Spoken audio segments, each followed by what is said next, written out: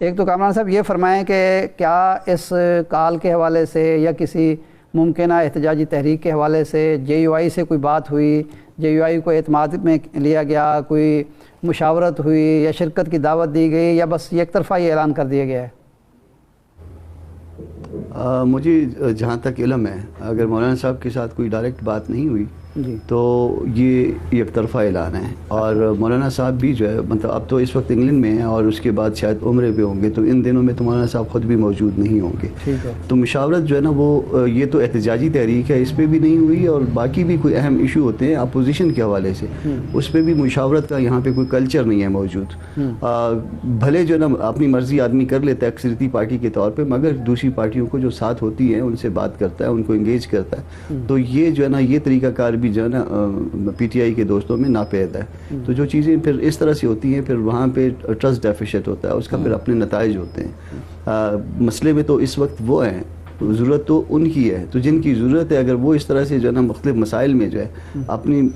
مرضی کے معاملات کو اپنی مرضی کے مطابق حل کرنا چاہیں، تو پھر میرا خیال ہے کہ وہ سفر کرتے ہوں گے. پھر وہ اپنے ورکرز کو، اپنے ساتھیوں کو، کسی کے خلاف اگر اس نے توپوں کا رخ جو ہے نا وہ کیا ہوا ہے، ان کو اگر وہ کنٹرول نہیں کر سکتے تو بھی اس کے بھی نتائج ہوتے ہیں. تو یہ ان کے مطلب بہت ساری چیزیں جو ہے نا وہ مس مینجمنٹ یا اپنا کیا درا سمجھ لیجیے، اس کا نتیجہ نکلتا ہے. پھر اگر آپ اگلے 10 دن کے بعد کی کوئی کال دیتے ہیں تو 10 دن کے بعد یہ چیزیں ممکن نہیں ہوتا. ہم ایک پولیٹیکل پارٹی ہیں،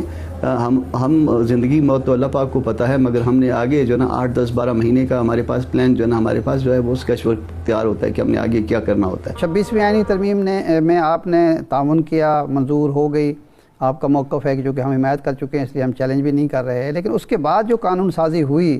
جو کچھ آپ نے 26ویں آئینی ترمیم سے نکلوایا تھا، اس کا بیشتر حصہ جو ہے وہ عام قانون سازی کے لیے نافذ ہو گیا اس ملک میں، اور انہوں نے منظور کرا لیا. یہ جو قانون سازی بعد میں ہوئی ہے عدالتوں کے حوالے سے بھی اور سرکاری ملازمین کی مدت ملازمت کے حوالے سے بھی اور چیزیں، اس سے جے آئی مطمئن ہے؟ پہلے تو یہاں رک جائیے نا، وہ کون سی ایسی امینڈمنٹ ہے جو کانسٹیٹیوشنلی ہونی چاہیے تھی، کانسٹیٹیوشن کے اندر ہونی چاہیے تھی، اور وہ کانسٹیٹیوشن کی بجائے جو ہے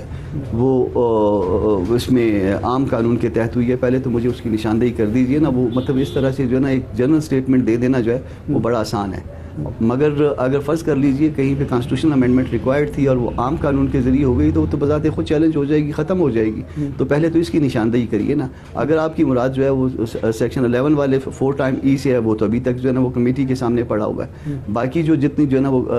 امینڈمنٹس آئی ہیں، وہ سروسز سیف کی جو ہے نا وہ جو مدت ملازمت کے حوالے سے وہ عام قانون سازی کے ساتھ ہونا تھا، اس کے ساتھ تو جو ہے نا اس میں کوئی ایسی بات نہیں تھی جس میں کانسٹیٹیوشن. اس کے علاوہ بتائیے کہ کون سی جو ہے نا ایسی قانون سازی ہے جو عام قانون سازی کی بجائے، جو کانسٹیٹیوشن کی بجائے جو ہے نا عام قانون کے تحت آئی ہے. اور دین جو ہے نا آپ بتائیے، پھر اس کو پہلے نشاندہی کر دیجئے، پھر میں کامران صاحب یہ بتائیے قانون سازی ہوئی ہے، اس سے آپ مطمئن ہیں؟ انڈوز کر رہی ہے آپ کی جماعت اس کو؟ نہیں، ہم نے مطمئن نہیں ہیں، ہم نے اس کے اگینسٹ ووٹ کیا ہے. آپ نے دیکھا کہ نیشنل اسمبلی میں بھی ہم نے اس کو اپوز کیا ہے، آپ نے دیکھا کہ ہم نے سینٹ میں بھی جو ہے نا ہم نے اپوز کیا ہے. اپوز ہم نے کیا ہے، مگر اگر کوئی یہ کہے کہ جی یہ قانون سازی جو ہے نا پہلے کانسٹیٹیوشنل امینڈمنٹ کے ذریعے لا رہے تھے اور اب عام قانون کے ذریعے لے آئے ہیں، تو وہ غلط ہوگا. وہ اگر ہے ایسی بات تو مجھے نشاندہی کریے تاکہ میں اس کو رسپونڈ کروں. صحیح ہے، ٹھیک ہے. اچھا، آئینی بینچ کل سے کام شروع کرے گا، اور جو مقدمات سامنے آئے ہیں 2018 کا بھی ایک مقدمہ ہے، اس سے بھی پرانے مقدمات ہیں. آپ کیا سمجھتے ہیں کہ آئینی بینچ کی تشکیل کے بعد یہ جو طریقہ کار اپنایا گیا ہے کہ جو پرانے مقدمے ہیں ان کو پہلے سنا جائے گا، لیکن آئینی جو معاملات اٹھتے ہیں، شکوک و شبہات یا ایمبیگوٹیز ہیں جن کو ایڈریس کرنا ہوتا ہے، تشریح درکار ہوتی ہے، وہ تو ریئل ٹائم ایشوز ہوتے ہیں. تو اس کا طریقہ کار کیا ہوگا اگر اسی ایس او پی پہ چلتا رہا، آئینی بینچ کے پہلے والا مقدمہ، پرانا مقدمہ پہلے سنا جائے گا؟ دیکھیے وہ تو پھر ایسے جو ہے نا وہ ایک ایکسرسائز ان فیوٹیلٹی ہوگی نا، کہ ایک ایشو کا جو ہے نا ایک ایشو جو ہے نا وہ لائیو ایشو نہیں ہے. آپ اس سے شروع کر لیں، یا اس وقت جو ہے نا اگر فرض کریں 2018 سے شروع کر رہے ہیں تو 2018 اور یہ 24 ہے، 6 سال ہو گئے ہیں. تو 6 سال میں بہت سے بے شمار ایسے ایشو ہوں گے کہ وہ لائیو ایشوز نہیں ہیں. یا تو پہلے جو ہے نا ایک ایکسرسائز جو ہے نا وہ انٹرنلی کر لیں کہ کون سے لائیو ایشو ہیں، کون سے لائیو ایشو نہیں ہیں. پھر آج کا لائیو ایشو تو یہ 26 فرض کریں 26 امینڈمنٹ ہے، یہ آج کا لائیو ایشو ہے. اس کو کب تک جو ہے نا وہ آپ اس کے بعد 2028 میں سنیں گے، 2029 میں سنیں گے، اس وقت سارا سینیریو چینج ہو چکا ہوگا. میں جو مقدمات کی جو لسٹ آئی ہے اس میں تو ایک 99 کا 98 کا بھی ایک مقدمہ شامل ہے کہ وہ اس کو بھی سنا جائے گا. تو وہ ہاں تو وہ اس میں اکثر چیزیں انفیکشس ہو چکی ہوں گی، اور فرض کر دیجیے اگر انفیکشس نہیں ہوئی ہیں اور اس میں لوگ آ کے آرگو شروع کر دیتے ہیں تو پھر اس طرح سے تو اتنے بڑے بینچ کا جو ہے ٹائم ضائع ہوگا. وہ آپ اس کی پرائرٹیز طے کریے، اس میں دیکھیے کہ کون سے ایشوز جو ہے نا لائیو ایشوز ہیں، بھلے دوسرے بھی ڈسپوزل مانگتے ہیں مگر یہ اس کو ابھی تک پینڈنگ نہیں ہونا چاہیے تھا، مگر اسٹل جو ہے نا وہ لائیو ایشوز کو پہلے دیکھیے، جس میں آج قوم کی نظر ہے، جس میں کسی کو آج تکلیف ہے، اس کو رائٹلی یا رانگلی وہ تکلیف ہے، اس کو آج سنیے، اس کے اوپر ڈیسیجن لیجیے تاکہ لوگوں کو پتہ چل جائے with in 2 months 3 months 4 months 6 months کہ جی یہ درست ہوا تھا یا غلط ہوا تھا. اور ویسے تھوڑا سا موضوع سے ہٹ کے ہے لیکن یہ پرانے مقدمات کی بات ہو رہی ہے. مولانا حنیف ندوی صاحب تھے، بہت بڑے اسکالر تھے، تو ان سے کسی نے کہا کہ جی یہ مختوطہ ہے، کچھ 8ویں صدی ہجری کا ایک کتاب ہے، تو اس کو اب چھاپنا چاہیے. انہوں نے کہا کہ یار 8ویں صدی ہجری میں جو کتاب لکھی آج تک نہیں چھپی، اس کی ضرورت محسوس نہیں ہوئی، تو اب چھاپ کے ہم کیا کریں گے، اس کو رہنے دیں، مختوطہ ہی رہنے دیں. تو اگر جو مقدمہ 99 کا یا 98 کا ہے آج تک نہیں اس کی ضرورت محسوس ہوئی سننے کی، تو اس پر واقعی وقت ضائع کرنا ہی ہے اور تو کچھ نہیں ہو سکتا. اچھا یہ فرمائیں کہ مولانا اس وقت لندن میں ہے، خبریں آ رہی ہیں کہ نواز شریف صاحب سے ملاقات بھی ہو رہی ہے، تو کوئی ایسی آپ کو بھی اطلاع ہے، اور کیا موضوعات اس وقت زیر بحث آئیں گے؟ نواز شریف صاحب تو میرے خیال جنیوا میں ہیں، اور مولانا صاحب واپس آ گئے تھے کل پرسوں، کل آ گئے واپس آ گئے ہیں. ہاں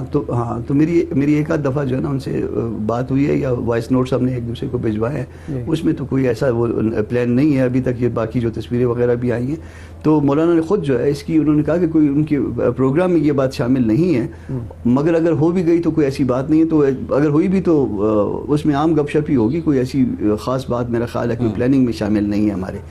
گئے ہیں تو اپنے لوگوں کے پاس، یعنی اپنی پارٹی کے لوگوں کے پاس گئے ہیں اور وہی پروگرام اٹینڈ کر رہے ہیں. کسی کا فاتحہ رہتا ہے کہ کہیں پہ ادروائز فنکشن ہے کوئی اس قسم کا، کہیں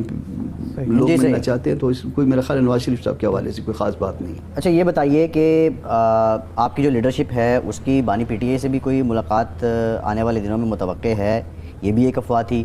اور افواہیں یہ بھی گردش کرتی رہیں جب 26ویں آئینی ترمیم کا سارا یہ ماحول تھا کہ مولانا کی شاید جیل میں ملاقات ہوئی ہے بانی پی ٹی آئی سے، کوئی انڈرسٹینڈنگ ڈیولپ ہوئی ہے. کیا ان افواہوں میں کوئی صداقت ہے؟